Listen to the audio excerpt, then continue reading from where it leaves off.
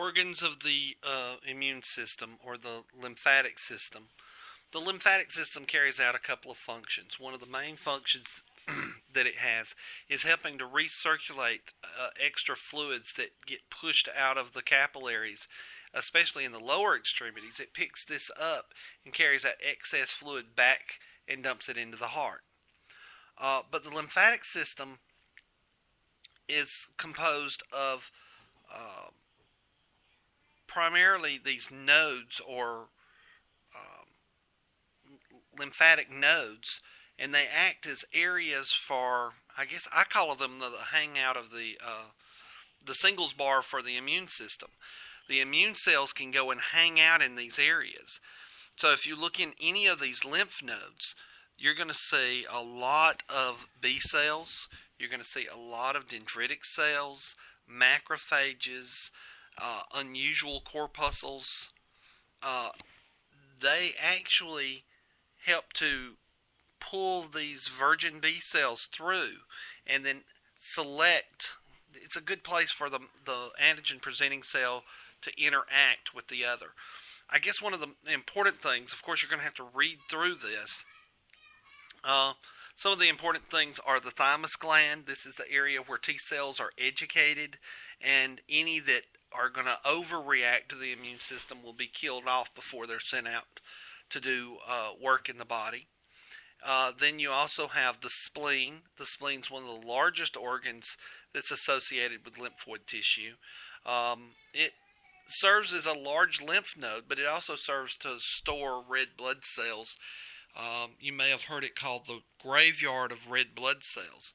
But there's about half a pint of extra blood inside the spleen, and if you are severely injured, the spleen can release that extra half pint into the bloodstream to try to keep you from dying.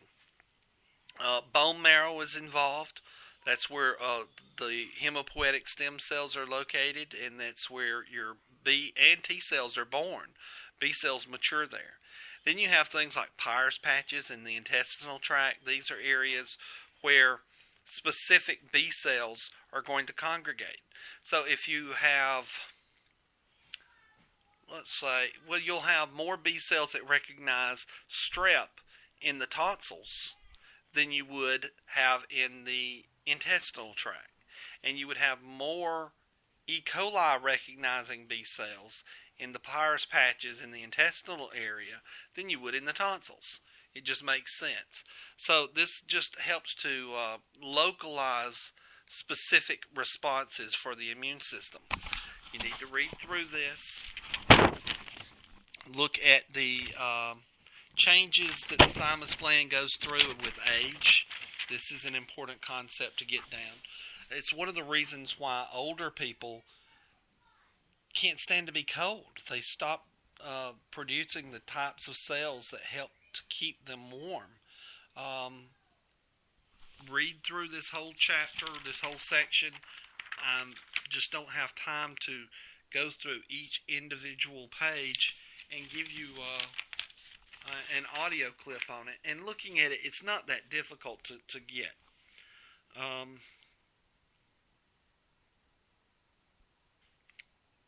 Alright, I want you to pay very close attention to the mucosa-associated lymphoid tissue and the gut-associated lymphoid tissue.